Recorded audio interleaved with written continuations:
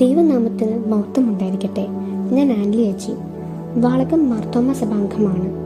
Journey through സാംസിന്റെ 230 ദിവസത്തിലേക്ക് സ്വാഗതം.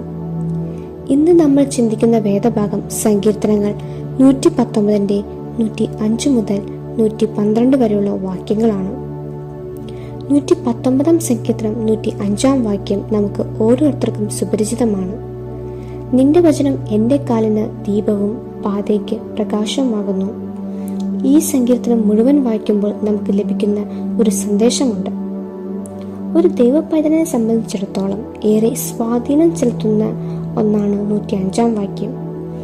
ജീവിതത്തിൽ പ്രയാസങ്ങളും പ്രതിസന്ധികളും ഉണ്ടാകുമ്പോൾ വിഷമത്തിന് കാരണം വേണ്ട, പരീക്ഷണങ്ങൾ ശക്തി സംഭരിക്കാനുള്ളതാണ് എന്ന ഈ വചനം നമ്മെ ഓർമ്മപ്പെടുത്തുന്നു.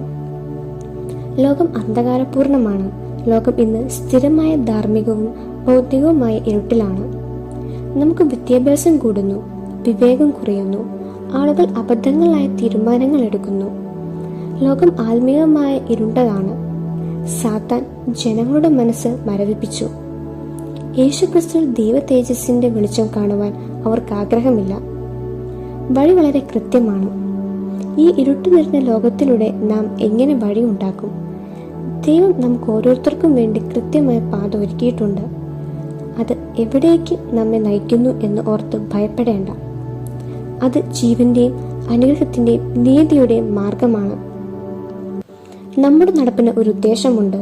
നാം ഓരോ പാദം വെക്കുമ്പോഴും ദൈവം നമുക്ക് വേണ്ടി കരുതുന്നത് കൂടുതലായി മനസ്സിലാക്കുന്നു.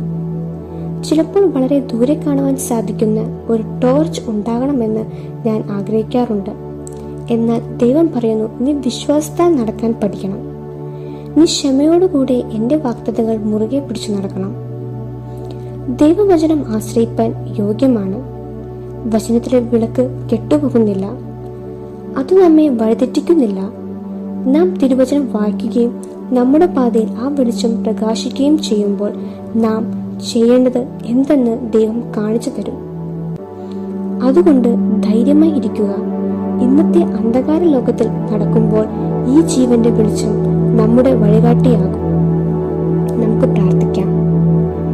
ഞങ്ങളുടെ ദൈവമായ കർത്താവേ, സ്വർഗീയ പിതാവേ, ദൈവവചനത്താൽ പണിയപ്പെട്ട ഒരു ക്രിസ്തീയ ജീവിതം നയിക്കുവാനും അന്ധകാരം നിറഞ്ഞ ഈ ലോകത്തിൽ സഞ്ചരിക്കുമ്പോൾ നിന്റെ വചനം എൻ്റെ കാലിന് ദീപവും പാതയ്ക്ക് പ്രകാശം ആക്കി തീർക്കണമേ.